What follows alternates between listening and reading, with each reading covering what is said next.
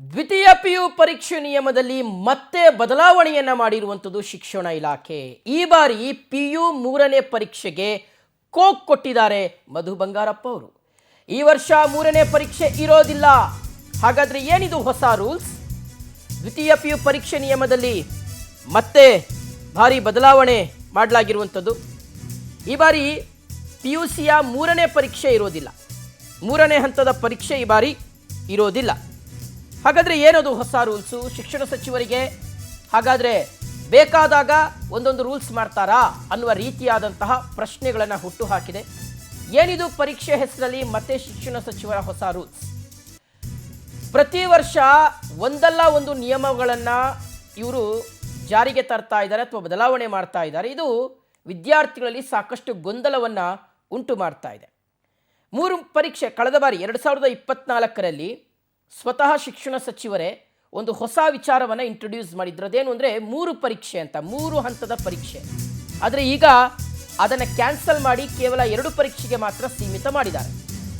2 ವರ್ಷ 3 ಪರೀಕ್ಷೆ ಬರೆಯಲು ಅವಕಾಶವನ್ನು ನೀಡಿತ್ತು ಶಿಕ್ಷಣ ಮಂಡಳಿ.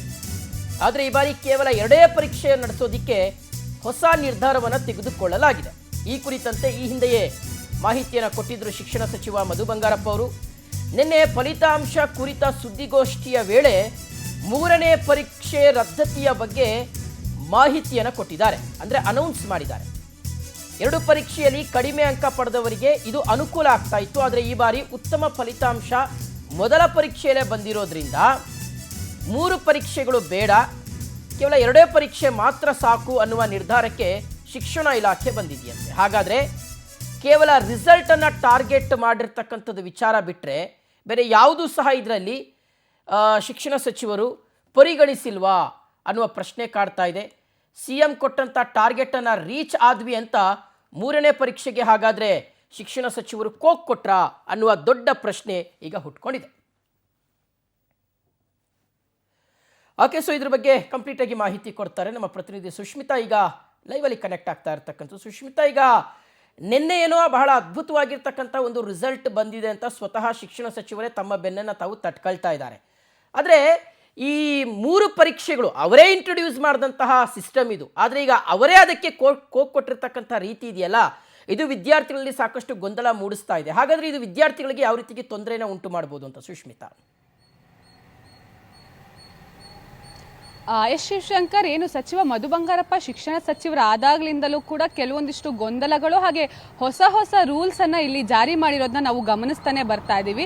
ಮೊಟ್ಟ ಮೊದಲ ಬಾರಿಗೆ ಕರ್ನಾಟಕದ ಇತಿಹಾಸದಲ್ಲೇ 3 ಎಕ್ಸಾಮ್ ಅನ್ನ ಇಂಟ್ರೊಡ್ಯೂಸ್ ಮಾಡಿದಂಥದ್ದು ಶಿಕ್ಷಣ ಸಚಿವ ಮಧು ಬಂಗಾರಪ್ಪ. ಅವರೇ ಹೇಳ್ತಾರೆ, ಮಕ್ಕಳಿಗೆ 1ನೇ ಎಕ್ಸಾಮ್ ಅಲ್ಲಿ ಒಳ್ಳೆ ಮಾರ್ಕ್ಸ್ ಪಡೆಯೋಕೆ ಸಾಧ್ಯ ಆಗಿರೋದಿಲ್ಲ, ಇನ್ನು ಉತ್ತಮ ಮಾರ್ಕ್ಸ್ ಅನ್ನ ಪಡೆದುಕೊಳ್ಬೇಕು. ಜೊತೆಗೆ ನಾವು ಪ್ರಿಪರೇಟರಿ ಅಂತ ಕೊಟ್ರೆ ಅಥವಾ ನಾವು ಸಪ್ಲಿಮೆಂಟರಿ ಅಂತ ಕೊಟ್ರೆ ಆ ವಿದ್ಯಾರ್ಥಿಗಳಿಗೆ ಎಲ್ಲೋ ಒಂದ್ ಕಡೆ ಮನಸ್ಥಿತಿನ ಕುಗ್ಗಿಸುವಂತಹ ರೀತಿ ಆಗತ್ತೆ. ಹೀಗಾಗಿ ನಾವು ಅದನ್ನ 2ನೇ ಎಕ್ಸಾಮು ಹಾಗೆ 3ನೇ ಎಕ್ಸಾಮ್ ಅನ್ನ ಮಾಡ್ತೀವಿ ಅಂತ ಹೇಳಿ ಸ್ವತಃ ಸಚಿವ ಮಧು ಬಂಗಾರಪ್ಪ ಅವರೇ ತಿಳಿಸಿರ್ತಾರೆ. ಅದೇ ರೀತಿಯಲ್ಲಿ ಕಳೆದ 2 ವರ್ಷದಿಂದಲೂ ಕೂಡ ಮೊದಲ ಪರೀಕ್ಷೆ ಆದ ಬಳಿಕ 2 ಪರೀಕ್ಷೆಯನ್ನ, ಅಂದ್ರೆ ಪರೀಕ್ಷೆ 2 ಪರೀಕ್ಷೆ 3 ದ್ವಿತೀಯ PUC ಹಾಗೆ SSLC 2ರಲ್ಲೂ ಕೂಡ ಮಾಡ್ಕೊಂಡು ಬರ್ತಾರೆ. ಹಾಗೆ ಯಾರೆಲ್ಲ ಉತ್ತಮ ಮಾರ್ಕ್ಸ್ ಅನ್ನ ಪಡೆಯೋಕೊಳ್ಳಕ್ಕೆ ಆಗೋದಿಲ್ಲ ಅವರೆಲ್ಲರೂ ಕೂಡ ಈ 2 ಎಕ್ಸಾಮ್ ಅಲ್ಲಿ ಒಳ್ಳೆ ಮಾರ್ಕ್ಸ್ ಅನ್ನು ಕೂಡ ಪಡೆದುಕೊಳ್ತಾರೆ. ಆದ್ರೆ ಈ ಬಾರಿ ಏನು CM ಕೂಡ ಒಂದು ಟಾರ್ಗೆಟ್ ಅನ್ನ ಶಿಕ್ಷಣ ಇಲಾಖೆಗೆ ಕೊಟ್ಟಿರ್ತಾರೆ. ಅಂದ್ರೆ ನೀವು ಈ ಬಾರಿ 75%ಗಿಂತ ಅಧಿಕ ಮಾರ್ಕ್ಸ್ ಅನ್ನ ತೆಗೆದುಕೊಳ್ಬೇಕು, ಉತ್ತಮ ಫಲಿತಾಂಶವನ್ನ ನೀವು ನೀಡಬೇಕು ಅಂತ ಹೇಳಿ. ಅದೇ ರೀತಿಯಲ್ಲಿ ಈ ಬಾರಿ ಉತ್ತಮ ಫಲಿತಾಂಶ ಕೂಡ ಬಂದಿರುವಂತದ್ದು. ಅಂದ್ರೆ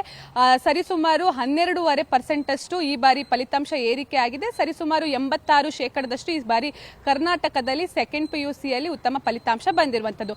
ಹೀಗಾಗಿ ಉತ್ತಮ ಫಲಿತಾಂಶ ಬಂದ ಕೂಡಲೇ 3ನೇ ಪರೀಕ್ಷೆಗೆ ಈಗ ಸಚಿವರು ಕೋಕನ್ನ ಕೊಟ್ಟಿರುವಂತದ್ದು. ಅಂದ್ರೆ ಬೇಕಾಬಿಟ್ಟಿ ಅವರಿಗೆ ಇಷ್ಟ ಬಂದ ರೀತಿಯಲ್ಲಿ ಯಾರ ಒಬ್ಬರ ಸಲಹೆಯನ್ನು ಕೂಡ ಪಡೆಯದೆ ಅವರು ಬೇಕಾಬಿಟ್ಟಿ ಈ ರೀತಿಯಲ್ಲಿ ಎಕ್ಸಾಮ್ ನಲ್ಲಿ ಪದೇ ಪದೇ ಸಿಸ್ಟಮ್ ಅನ್ನ ರೂಲ್ಸ್ ಅನ್ನ ಚೇಂಜ್ ಮಾಡ್ತಾ ಇರೋದು ಇಲ್ಲಿ ಒಂದು ರೀತಿಯಲ್ಲಿ ಪೋಷಕರಲ್ಲಿ ಹಾಗೆ ವಿದ್ಯಾರ್ಥಿಗಳಲ್ಲಿ ಸಾಕಷ್ಟು ಗೊಂದಲವನ್ನ ಉಂಟು ಮಾಡ್ತಾ ಇದೆ. ಇದ್ರ ಜೊತೆಗೆ ಸಾಕಷ್ಟು ಆಕ್ರೋಶವೂ ಕೂಡ ಕೇಳಿ ಬರ್ತಾ ಇದೆ. ಯಾಕಂತ ಹೇಳಿದ್ರೆ ಒಂದು ಸ್ಟೇಕ್ ಹೋಲ್ಡರ್ಸ್ ನ ಅಭಿಪ್ರಾಯವನ್ನ ಕೇಳಬೇಕಾಗುತ್ತೆ, ಶಿಕ್ಷಣ ತಜ್ಞರ ಅಭಿಪ್ರಾಯವನ್ನ ಕೇಳಬೇಕಾಗುತ್ತೆ. ಜೊತೆಗೆ ಪೋಷಕರು, ಶಿಕ್ಷಕರು ಹಾಗೆ ಮಕ್ಕಳ ಹೇಗೆ ಈ ರೀತಿಯಲ್ಲಿ ನಾವು ಎಕ್ಸಾಮ್ ಅನ್ನ ನಿಲ್ಲಿಸಬಹುದು ಅಂತ ಹೇಳಿ ಒಂದು ಅಭಿಪ್ರಾಯವನ್ನ ಕೇಳಬೇಕಾಗತ್ತೆ. ಆದ್ರೆ ಇಲ್ಲೆಲ್ಲೂ ಕೂಡ ಶಿಕ್ಷಣ ಸಚಿವರು ಅಭಿಪ್ರಾಯ ಕೇಳದೆ ಇರೋದು ಸ್ಪಷ್ಟವಾಗಿ ಕಾಣಿಸ್ತಾ ಇದೆ. ತಮಗೆ ಬೇಕಾದ ರೀತಿಯಲ್ಲಿ ರೂಲ್ಸ್ ಅನ್ನ ಚೇಂಜ್ ಮಾಡ್ತಾ ಇದ್ದಾರೆ.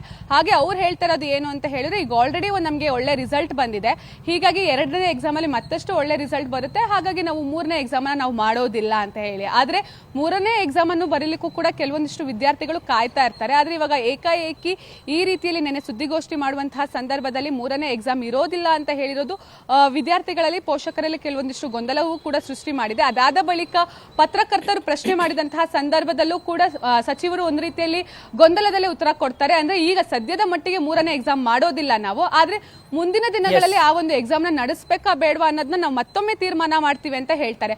ಒಟ್ಟಿನಲ್ಲಿ ಶಿಕ್ಷಣ ಸಚಿವರ ಈ ಒಂದು ನಡೆ ಏನಿದೆ ಒಂದ್ ರೀತಿಯಲ್ಲಿ ಗೊಂದಲಕ್ಕೆ ಕಾರಣ ಆಗಿದೆ ಅಂತಾನೆ ಹೇಳ್ಬೋದು. Shivashankar. Okay Sushmita, thank you ತಮ್ಮೆಲ್ಲ ಡೀಟೇಲ್ಸ್ಗಾಗಿ.